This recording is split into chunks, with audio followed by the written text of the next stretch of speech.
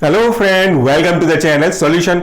आज के इस वीडियो में हम बात करने वाले हैं factors affecting microbial spoilage of pharmaceutical product का तीसरा और फाइनल पार्ट। इस पार्ट में हम डिस्कस करेंगे एक महत्वपूर्ण फैक्टर का जो माइक्रोबियल स्पॉयलेज को हमारे फार्मास्यूटिकल प्रोडक्ट में अट्रैक्ट कर सकता है या तो उनकी ग्रोथ को फैसिलिटेट कर सकता है या सुटेबल मीडियम प्रोवाइड कर सकता है। और आज का जो टॉपिक है वो है पैकेजिंग डिजाइन।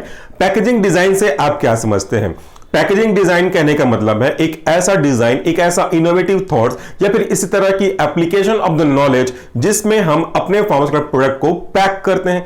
जब कभी भी आप कोई चीज मार्केट में खरीदते हो, चाहे वो फार्मास्यूटिकल हो या फिर राशन के सामान क्यों ना हो, उसका पैकेजिंग आपको अट्रैक्ट करता है। आपने दुकान पे देखा कुछ पैकेजिंग बहुत अच्छी है तो आप अट्रैक्ट होते हो और वो देखना चाहते हो और उसकी तरफ बच्चे थोड़ा ज्यादा खींच करके चले जाते हैं।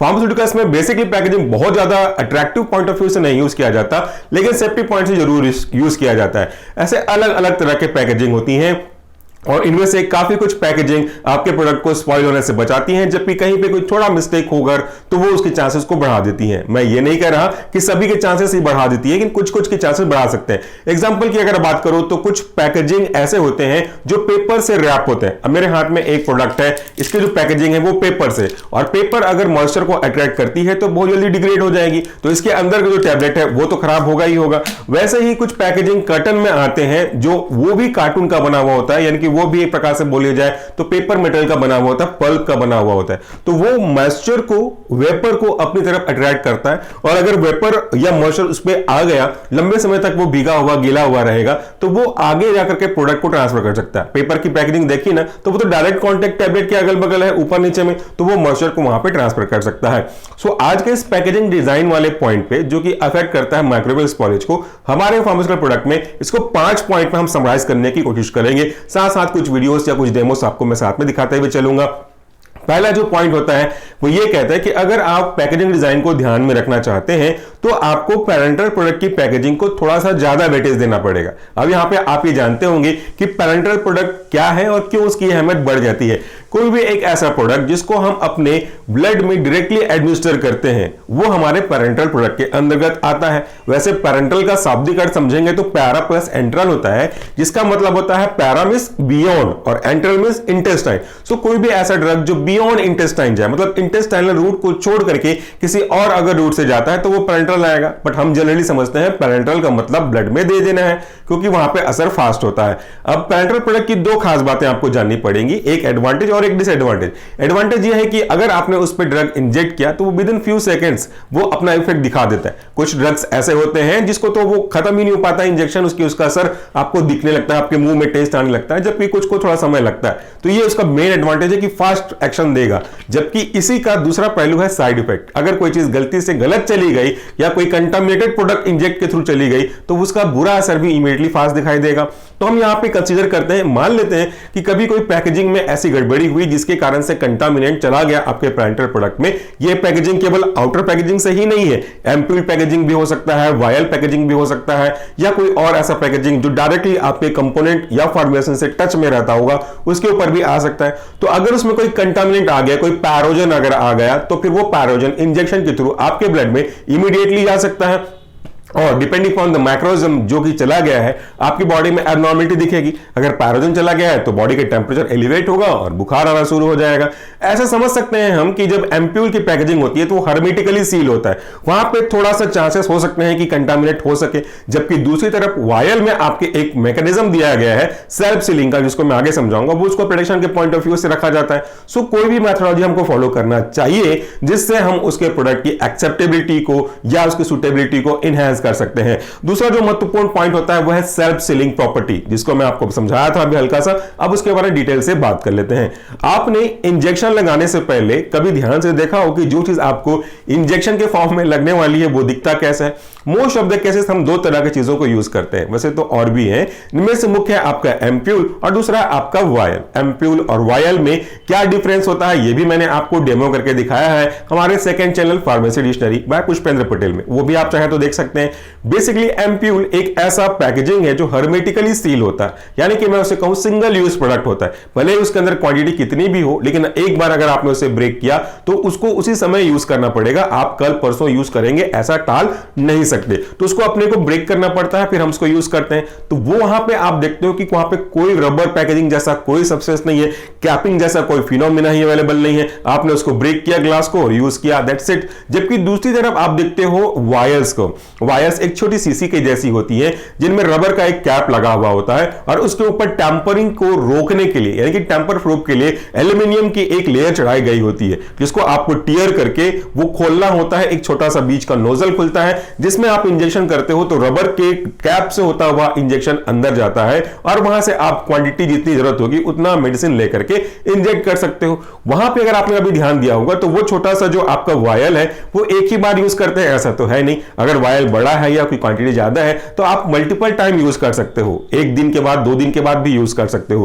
कारण क्या है इसका, ऐसा क्यों कर पा रहे हैं? क्योंकि उसके अंदर सेल्फ सीलिंग की प्रॉपर्टी होती है। जब रबर में आप इंजेक्शन के नीडल को एंटर करते हो, पेनिट्रेट करते हो, तो वहां पे एक छोटा सा होल होरिपाइसिस क्रिएट होता है, वहां से आप इंजेक्ट करके ले लेते हैं। लेकिन जैसे ही इंजेक्शन को आप बाहर निकालते हैं वैसे ही वो रबर वापस से सील हो जाता है। इसी को बोलते हैं सेल्फ सीलिंग प्रॉपर्टी, यानी कि ऐसी प्रॉपर्टी जिसमें वो रबर खुद को वापस से सील कर लेता है। इसके कारण से उसके जो कंटेंट है वो सेफ होते हैं। तो ये प्रॉपर्टी हमारे रबर में बहुत ही जरूरी है और ये होना चाहिए। इसका वीडियो जरूर देखिएगा, मैंने आपको वहां पर अच्छे से समझाया है, डेमो करके भी आपको समझाया हुआ है। तो ये हमारी सेकेंड प्रॉपर्टी हो गई जो कि पैकेजिंग डिजाइन को फैसिलिटेट करती है और उसको ध्यान देना बहुत ही ज्यादा जरूरी होता है। इसके बाद जो हमारा अगला है वह है wide mouth versus narrow mouth. घर में ऐसे कई सारे क्रीम्स होते हैं, आपने कई प्रोडक्ट को देखा होगा, मैं उनका नाम तो लेना नहीं चाहता, बट जस्ट एग्जांपल की बात करते हैं। कई सारे क्रीम्स ऐसे होते हैं जिनका जो डब्बा होता है, इनकी जो कैप होती है वो बड़ी गोल होती है, यानी कि उसका जो मुंह है, माउथ है, जहां से आप उसको निकालते हैं वो काफी चौड़ा होता है। इससे क्या होता है,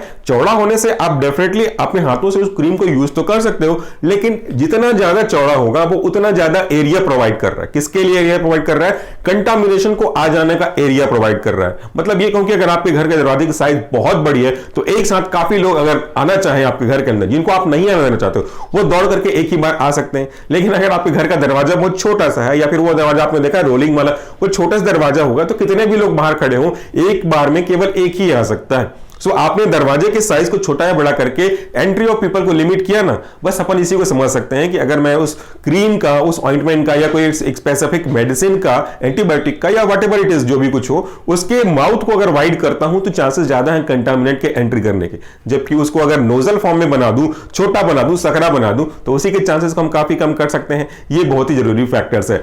कई ऐसे क्रीम होते हैं जिनमें आजकल नोजल्स आते हैं। नोजल मतलब एक थोड़ा सा सकरा जैसा, फनल जैसा सब्सटेंस रहता है जिसके अंदर हम चीजों को यूज करते हैं, तो उसका जो डिस्पेंसिंग है वो बहुत कम होता है। डिस्पेंसिंग भी कम होगा और एंट्री पायजन या फिर कोई दूसरा माइक्रोजन वो भी कम होगा। जैसे कई सारे क्रीम ऐसे होते हैं जो पाइल्स के रूप में यूज करते हैं, उनमें भी सकरा माउथ होता है।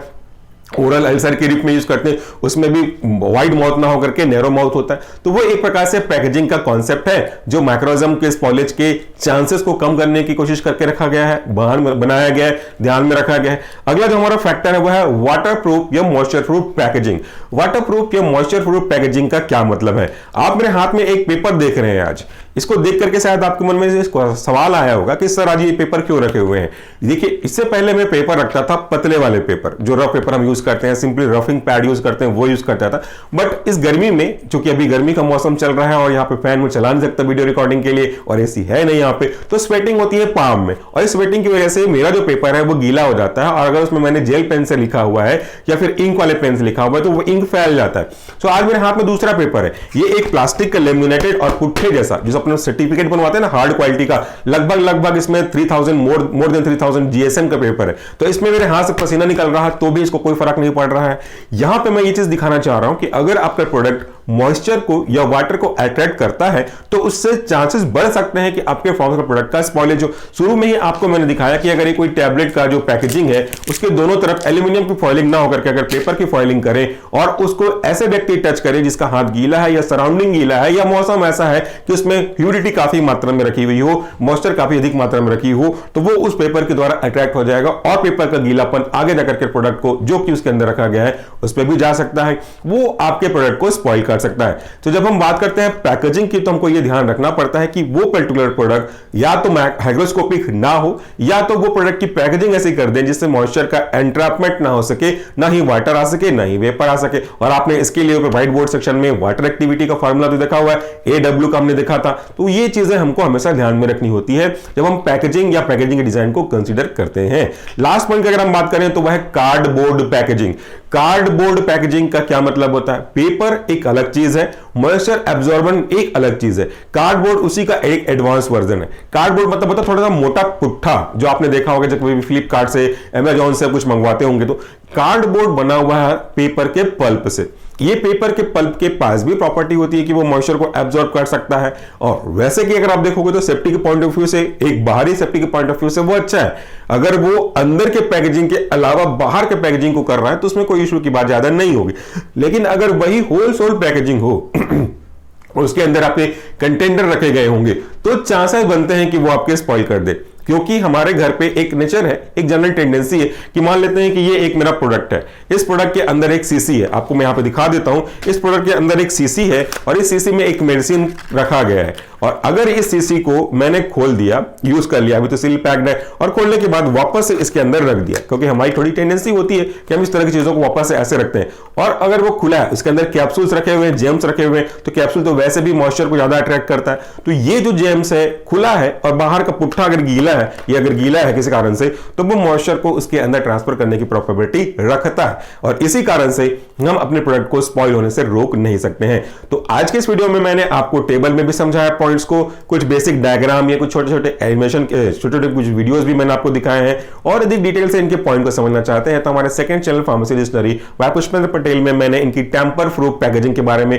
वीडियोस अपलोड किया। इवन इसी चैनल पे भी मैंने टेम्पर प्रूफ पैकेजिंग और खास करके लेटेस्ट में मैंने श्रिंक रैप पैकेजिंग को अपलोड किया था। वो आप एक बार देखेंगे तो खुद ही समझ जाएंगे कि हम कैसे चीजों को प्रोटेक्ट कर सकते हैं। हाँ, श्रिंक रैप पैकेजिंग अब दो तरह को पर्पस को सॉल्व करने में मददगार हो सकता है। पहले तो केवल वो टैंपरिंग को रोकने के लिए करते थे, क्योंकि इसको एक बार आपने फाड़ दिया तो दोबारा वापस से वैसा का वैसा इंटैक्ट सील करना पॉसिबल नहीं था। आज के टॉपिक के कंसर्न में हम ये बोल सकते हैं कि श्रिंक रैप एक पन्नी का, यानी कि एक पॉलिथीन का बढ़िया अच्छा रैप है। तो पन्नी यानी कि प्लास्टिक तो कभी भी मॉइस्चर को एब्जॉर्ब करेगी नहीं, बल्कि वो मॉइस्चर को प्रोटेक्ट करेगी आपके अंदर कंटेंट को। तो वहां पे हम इन दोनों पर्पस को सॉल्व करने के लिए, टैंपर को रोकने के लिए भी और प्रिजर्वेशन के लिए, जहां पे मॉइस्चर और वेपर का कंडीशन हो सकता है, वहां से रोकने के लिए भी हम इसको यूज कर सकते हैं। तो उम्मीद करता हूं कि आपको आज का टॉपिक समझ में आया होगा, क्योंकि ये टॉपिक बहुत इंटरेस्टिंग है और एग्जाम के पॉइंट ऑफ व्यू से इंपॉर्टेंट भी है। इससे पहले के स्क्रीनशॉट तो आपने ले ही चुके हैं, आज का स्क्रीनशॉट आपको सीधे मिल जाएगा। और अगर आप इससे पहले के टॉपिक्स का यूनिट 1 से लेकर के आज तक के टॉपिक का स्क्रीनशॉट लेना चाहते हैं तो आप हमारा ऐप है सॉल्यूशन फार्मेसी का, इसे प्ले स्टोर से डाउनलोड कर सकते हैं। उसका लिंक आपको वीडियो के डिस्क्रिप्शन बॉक्स में भी मिल जाएगा। स्क्रीनशॉट के लिए मैं यहां से हट रहा हूं, आप यहां से ले सकते हैं। So friend, that's all for the day. Thank you so much for watching this video again. Take care.